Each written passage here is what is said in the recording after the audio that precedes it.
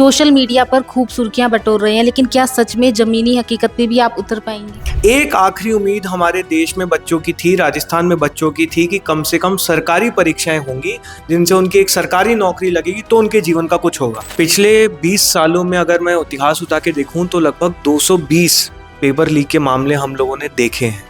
उसमें से 148 मामले पिछले 10 सालों में इस देश ने देखे हैं, जो कि बहुत चिंताजनक स्थिति है। कितने सारे हमारे पास मैसेज आ रहे हैं, बच्चे डिस्ट्रेस में हैं, डिप्रेशन में जा रहे हैं, क्योंकि एक के बाद एग्जाम लीक हुए जा रहे हैं। जिस तरह से 6 जून 2026 को देश की राजनीति में बड़ा बदलाव आया था, उससे बड़ा बदलाव 15 जून को आप राजस्थान की राजनीति में देखने वाले हैं। चाहे जो सीजेपी है वो क्या जमीन पर उतरेगी, चुनाव लड़ेगी? कैसे हम आर्टिफिशियल इंटेलिजेंस में आगे बढ़ेंगे, कैसे हम सेमीकंडक्टर्स में आगे बढ़ेंगे, किस तरह से जो है हम इंडस्ट्रीज लेके आए, इन्वेस्टमेंट्स लेके आए।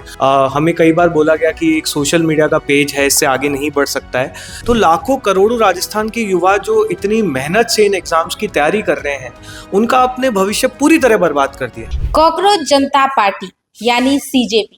दोस्तों, आप देख सकते हैं कि सोशल मीडिया पर लगातार इस पार्टी की चर्चाएं हैं वो बनी हुई है। कई प्रदर्शन किए गए और अब आगे भी ये रणनीति बनाई जा रही है कि आगे भी कई प्रदर्शन किए जाएंगे, जनता को एकजुट किया जाएगा, युवाओं को जोड़ा जाएगा। और इस वक्त हमारे साथ मौजूद है कॉकरोच जनता पार्टी के प्रवक्ता आशुतोष राका जी। इनसे हम बातचीत करेंगे कि इन्होंने पहले कई प्रदर्शन किए और अब भी ये जयपुर में प्रदर्शन करने जा रहे हैं। तो इस पर इनका क्या कहना है, इन पर इनकी क्या राय है, इन्होंने क्या रणनीति बनाई है? सर, सबसे पहले तो स्वागत है आपका द खटक में। नहीं, बहुत बहुत धन्यवाद आप सभी लोगों का। और काफ़ी अच्छा रिस्पांस हमें मिल रहा है और हमें उम्मीद है इसी तरह का प्यार और समर्थन हमें आगे भी मिलता रहेगा। सुर्खियां बटोर रही है सोशल मीडिया पर कॉकरोच जनता पार्टी, इसको लेकर आप क्या कहेंगे? ना सिर्फ सोशल मीडिया पे बल्कि ग्राउंड पर भी जिस प्रकार का रिस्पांस हमें मिल रहा है वो बहुत शानदार रिस्पांस है।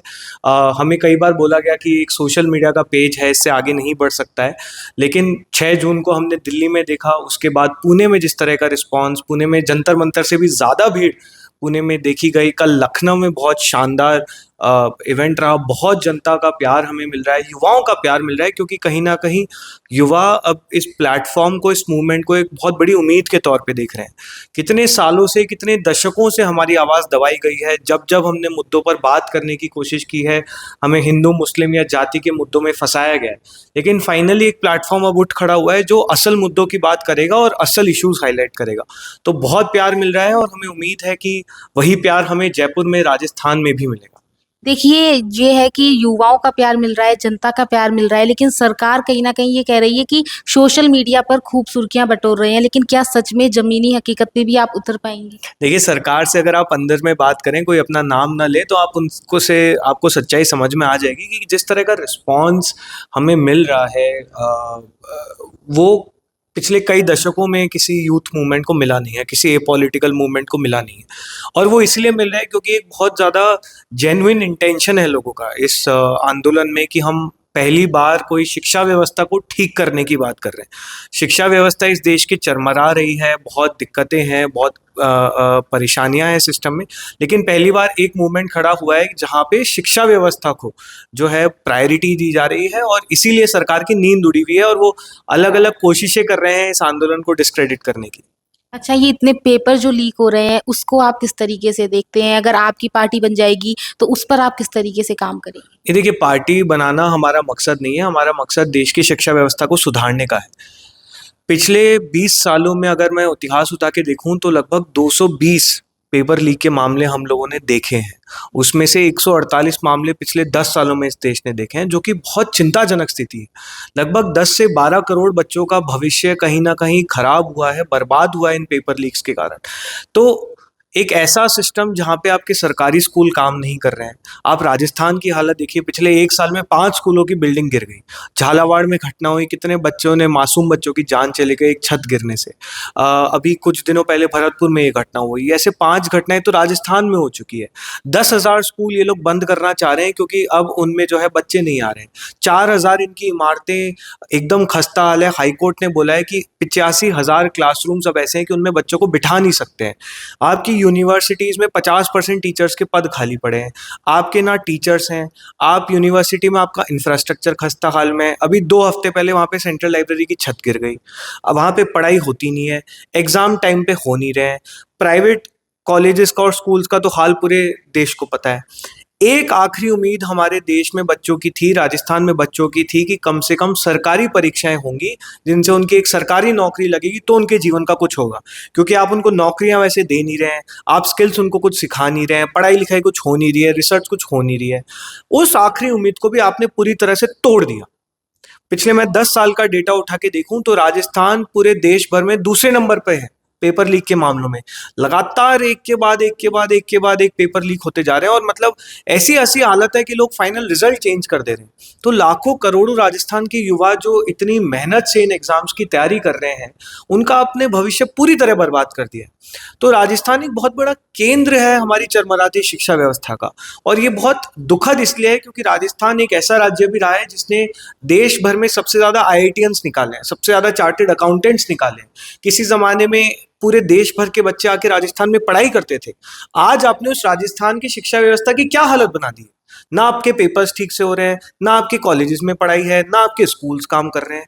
तो बहुत ज्यादा चिंताजनक स्थिति है और इसीलिए राजस्थान के युवा कहीं ना कहीं इस पूरे मूवमेंट में बढ़ चढ़ के हिस्सा ले रहे हैं। दिल्ली में भी राजस्थान से बहुत संख्या में, बहुत बड़ी संख्या में युवा पहुंचे थे और अभी आप 15 जून को भी देखेंगे कि शहीद स्मारक पर पूरा का पूरा खचाखच भरा होगा राजस्थान के युवाओं से, क्योंकि उनको अब समझ में आ गया कि आज अपने हक के लिए खड़े नहीं हुए तो फिर ये व्यवस्था पूरी तरह खत्म हो जाएगी।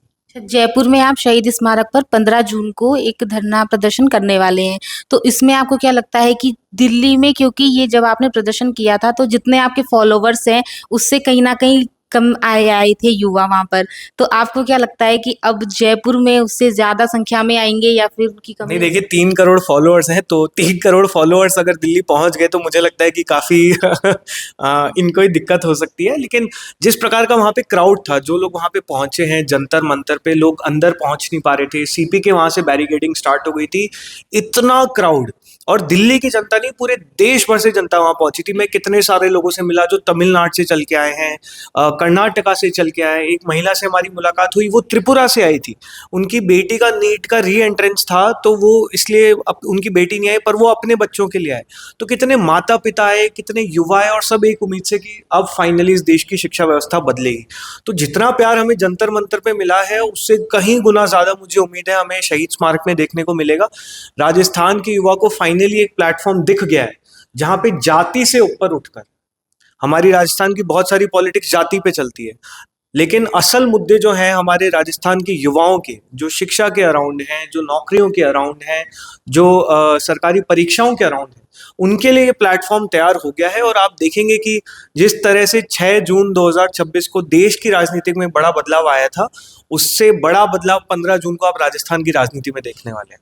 अच्छा, युवाओं पर आपकी पार्टी जोर दे रही है, शिक्षा को लेकर उस पर भी जोर दे रही है। तो अभी अब देख सकते हैं कि इतने नीट एग्जाम में जो स्टूडेंट्स थे उन्होंने सुसाइड किया है, और अभी जो कल है एक संविदा कर्मी है तो उन्होंने सुसाइड किया है। तो उस पूरे मामले को आप किस तरीके से देखते हैं? बहुत दुखद है और कहीं ना कहीं बहुत शर्मनाक है। क्या हमारे देश में हमारे बच्चों की कीमत सिर्फ इतनी ही बची है कि किसी ने सुसाइड कर लिया तो हमने खेत जता दिया, 2 ऑफिसर का आपने ट्रांसफर कर दिया। वो 21 साल का प्रदीप मेघवाल हमारे सीकर का रहने वाला बच्चा, उसका नीट का पेपर अच्छा गया था। एक बहुत गरीब परिवार से आता है, गरीब दलित परिवार का वो बच्चा, उसके माँ बाप ने कितने लाखों रुपए का लोन लिया था उसको पढ़ाने के लिए, उसने हताश होकर अपनी जान दे दी। ऐसे 7 बच्चे नीट का पेपर कैंसिल होने के बाद अपनी जान दे चुके हैं। उनकी जान की कीमत कौन देगा? क्या उनकी जान की कोई वैल्यू नहीं है इस देश में? क्या आपने बस शिक्षा मंत्री ने खेत जता दिया और हो गया? उनकी रिस्पॉन्सिबिलिटी कौन लेगा? जवाबदेही का है पूरे सिस्टम में। संविदा कर्मी का आप बता रहे हैं, अगर आप पिछले 15 साल का डेटा उठाएं, लाखों की संख्या में बच्चे हैं जिन्होंने हताश होकर सुसाइड की हैं। कितने सारे हमारे पास मैसेज आ रहे हैं, बच्चे डिस्ट्रेस में हैं, डिप्रेशन में जा रहे हैं क्योंकि एक के बाद एग्जाम लीक हुए जा रहे हैं, उनका करियर बर्बाद हो रहा है, लेकिन उनकी कोई रिस्पॉन्सिबिलिटी नहीं ले रहा है, कोई अकाउंटेबिलिटी नहीं है पूरे सिस्टम में। ये 7 बच्चे जिन्होंने अपनी अपनी जान गंवाई है, उनकी रिस्पॉन्सिबिलिटी कौन लेगा? Someone has to take responsibility. Education minister responsible है इस चीज के लिए, उनके हाथों पे इन बच्चों का खून है। तो उनको हटना पड़ेगा, उनकी जवाबदेही बनती है, वो सीधे तौर पे जिम्मेदार है। और शिक्षा व्यवस्था में बदलाव की बात हम तभी कर सकते हैं जब मंत्रालय को चलाने वाला व्यक्ति जिम्मेदार व्यक्ति हो। इसीलिए हमारी मांग है कि धर्मेंद्र प्रधान इसके लिए सीधे तौर पे जिम्मेदार है और वो इस्तीफा दे। अच्छा, आप सबका कहना है ये पार्टी का कि सीजेआई ने टिप्पणी की थी कॉकरोच को लेकर, उसके बाद ये पार्टी बनाई गई। इससे पहले भी क्या आपने कोई सोचा था कि इस तरीके की हम कोई पार्टी बनाएंगे? नहीं, देखिए, सबको पता है कि बहुत इस कमेंट के बाद भले ही ये कमेंट जिस भी कॉन्टेक्स्ट में दिया गया हो, लेकिन जो एक मजाक से पूरा मूवमेंट शुरू हुआ वो बहुत तेजी से बहुत बड़ा हो गया, क्योंकि कहीं ना कहीं वो जो एक फ्रस्ट्रेशन है ना युवाओं में, हम लोगों में, कि यार हमारी कोई सुन ही नहीं रहा है। हम कुछ बोलते हैं तो हमें हिंदू मुस्लिम में फंसा देते हैं, फिर कुछ बोलते हैं तो जाति में फंसा देते हैं, फिर कुछ बोलते हैं तो एंटी नेशनल बोलने लगते हैं, पाकिस्तानी बोलने लगते हैं। तो वो जो एक फ्रस्ट्रेशन है जो धीरे धीरे धीरे धीरे पनप रही थी युवाओं में, वो कहीं ना कहीं इस मूवमेंट में चैनलाइज हुई है। और ये ना सिर्फ सरकार पे एक बहुत बड़ा सवाल है, ये हमारे ऑपोजिशन पे एक बहुत बड़ा सवाल है कि अगर एक ऐसा प्लेटफॉर्म इतना तेजी से आगे बढ़ा है तो कहीं ना कहीं एक जो पूरे सिस्टम है, पूरा राजनीतिक सिस्टम है, उस पर एक बहुत बड़ा सवाल खड़ा करता है कि हमारे देश का युवा आज 1 महीने पुराने मूवमेंट से इतनी ज्यादा उम्मीद लगा रहा है, क्योंकि उनको लग रहा है कि ये जो है एक जेन्युइन आज हमारा प्लेटफॉर्म खड़ा हुआ है जहां अब अपनी बात जो है पूरी ताकत के साथ रख सकते हैं। तो बहुत प्यार हमें मिला है और हम तो काफी समय से युवाओं के मुद्दे पे काम कर रहे हैं। मैं तो ये कॉकरोच वाला मूवमेंट शुरू होने से पहले मैं नीट के पेपर पे लीक पे काफी काम कर रहा था, काफी हम लोगों ने डॉक्यूमेंटेशन किया है। एजुकेशन सिस्टम हमेशा से हमारे दिल के बहुत करीब रहा है और हमें खुशी है कि फाइनली आज एक ऐसा प्लेटफॉर्म है जहाँ पे शिक्षा प्रायोरिटी है। तो इसी प्रायोरिटी पे हम लोग हैं और अडिग हैं, और हमें उम्मीद है कि इस जो शुरुआत हुई है ये बहुत आगे तक जाएगी। अच्छा, ये जो सीजेपी है वो क्या जमीन पर उतरेगी, चुनाव लड़ेगी? जमीन पर उतर चुकी है मैडम। जमीन पर आप देखिए रिस्पांस, दिल्ली में, पुणे में, कल लखनऊ में था, आज अमृतसर में है। जिस तरह का रिस्पांस है, मतलब इस तरह का रिस्पांस मेरे को याद नहीं है पिछले कई सालों में कहाँ मिला हो। रही बात राजनीति की, तो देखिए इस देश में हर चीज राजनीतिक है। आप कौन सी हवा में सांस लेते हैं, कौन सा पानी पी रहे हैं, किस सड़क पे चल रहे हैं, किस स्कूल में पढ़ रहे हैं, किस हॉस्पिटल में अपना इलाज कराते हैं, हर चीज तो राजनीति तय कर रही है। तो बिल्कुल से एक राजनीतिक आंदोलन है। किस शेप में जाएगा, किस तरह से ये आगे बढ़ेगा, वो मेरे को लगता है कि इस देश के युवा ही तय करेंगे, क्योंकि उनका प्लेटफॉर्म है। उन्होंने बोला कि हमें शिक्षा पे बात करनी है, तो हम शिक्षा पे बात कर रहे हैं। उन्होंने बोला कि आपको सबसे पहले एक रिस्पॉन्सिबल पर्सन चाहिए जो शिक्षा मंत्री बन सके, तो हम धर्मेंद्र प्रधान के इस्तीफे की मांग कर रहे हैं। जैसे जैसे इस देश का युवा डिसाइड करेगा उस तरह से मूवमेंट आगे बढ़ेगा। अगर चुनाव लड़ते हैं आप तो इसका चिन्ह क्या रहेगा? ये चुनाव होना बहुत आगे की बात है। अभी हमारी प्रायोरिटीज देश की शिक्षा व्यवस्था को सुधारने की है, जिसकी शुरुआत धर्मेंद्र प्रधान के इस्तीफे से होगी। बाकी आगे जैसे भी होगा, मुझे लगता है कि आप लोग को जरूर हमसे पहले कई बार पता पड़ जाता है। जयपुर में आप शहीद स्मारक पर कर रहे हैं धरना, तो जैसे आपने पहले निर्देश दिए थे पानी पीकर आना, खाना खाकर आना, पानी साथ लेकर आना, दुपट्टा लगाकर आना, तो उस तरीके के निर्देश भी अभी कोई देना? बिल्कुल। राजस्थान के युवाओं से, माता पिताओं से सबसे अपील है, तिरंगा लेकर आएं, किताब लेकर आएं, फूल लेकर आएं। देखिए ये गांधी और अंबेडकर का देश है।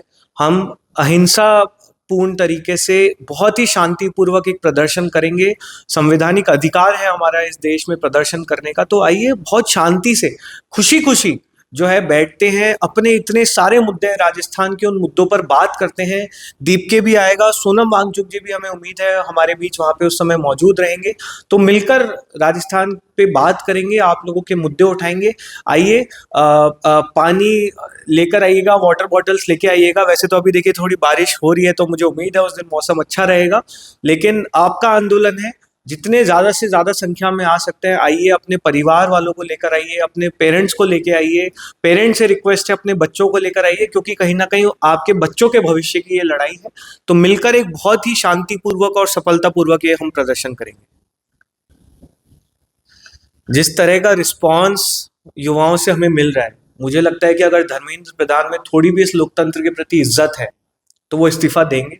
धर्मेंद्र प्रधान नहीं तो हमें प्रधानमंत्री से उम्मीद है, जो युवाओं की इतनी बात करते हैं, वो धर्मेंद्र प्रधान को बर्खास्त करेंगे। आपके खुद के वोटर्स चाहते हैं कि धर्मेंद्र प्रधान का इस्तीफा लिया जाए। तो करोड़ों युवा इस समय प्रधानमंत्री की ओर बहुत उम्मीदों भरी नजरों से देख रहे हैं कि प्रधानमंत्री इंसाफ दिलाएंगे, और पूरी उम्मीद है कि धर्मेंद्र प्रधान या तो इस्तीफा देंगे या उन्हें बर्खास्त किया जाए। बिल्कुल, मतलब आप हम एक देश के तौर पे जहां हमें आगे के 20 साल की बात करनी चाहिए, जहां हमें एक देश के तौर पे ये बात करनी चाहिए कि कैसे हम आर्टिफिशियल इंटेलिजेंस में आगे बढ़ेंगे, कैसे हम सेमीकंडक्टर्स में आगे बढ़ेंगे, किस तरह से जो है हम इंडस्ट्रीज लेके आए, इन्वेस्टमेंट्स लेके आए, राजस्थान के संदर्भ में हम सोलर एनर्जी में कैसे और अच्छा कर सकते हैं, टूरिज्म में कैसे और अच्छा कर सकते हैं, ये बातें होनी चाहिए। ये मुद्दे एक राज्य के तौर पे हमारे होने चाहिए। लेकिन हम किन चीजों में अटके हुए हैं? हम वही धर्म की राजनीति में अटके हुए हैं, हम वही जाति की राजनीति में अटके हुए हैं। तो हम आगे कैसे बढ़ेंगे? हम चाइना से compete कैसे करेंगे? हम अमेरिका से compete कैसे करेंगे? जब आप असल मुद्दों की बात ही नहीं करोगे, जब आप हमारे युवाओं को जो है स्किल्स ही नहीं सिखाओगे, आप उसकी पॉलिटिक्स नहीं करोगे, तब तक आप कैसे एक देश के तौर पे इन बड़े देशों का मुकाबला करेंगे? कहाँ आप बाकी दुनिया को देखें, कहाँ कहाँ पहुंच गए और हम कहाँ रह गए हैं? जहां हमारे ही देश के बच्चे यूएस जाके माइक्रोसॉफ्ट के सीईओ हैं, परप्लेक्सिटी के सीईओ बने हुए हैं, गूगल के सीईओ बने हुए हैं, तमाम बड़ी बड़ी कंपनीज के सीईओ हमारे बच्चे हैं। 17-17 साल के हमारे बच्चे इनके पोर्टल की धज्जियां उड़ा रहे हैं। इतना टैलेंटेड देश है, फिर भी हम लोग मतलब फालतू की चीजों में अटके हुए हैं। हम और कितने साल धर्म और जाति की राजनीति में बर्बाद करेंगे? हमारे देश में इतनी शानदार, इतनी टैलेंटेड, इतनी मेहनती युवा जो है पॉपुलेशन है, उसको हम फालतू के मुद्दों में भटका कर रखे हुए हैं, उनको हम कंटिन्यूअसली इग्नोर करे हुए हैं। तो जब तक आप इन बुनियादी मुद्दों की बात नहीं करेंगे, तब तक ये देश आगे नहीं बढ़ पाएगा। इसीलिए जरूरत है आज सबको एक सुर में साथ मिलकर शिक्षा व्यवस्था को सुधारने की बात करने की, क्योंकि कहीं ना कहीं इस देश की प्रगति एक अच्छे शिक्षा सिस्टम से जुड़ी हुई है। बिल्कुल, किसानों, आप कोई भी इस देश में ऐसा वर्ग आज की तारीख में नहीं है जिसके असल मुद्दों पे बात की जा रही है।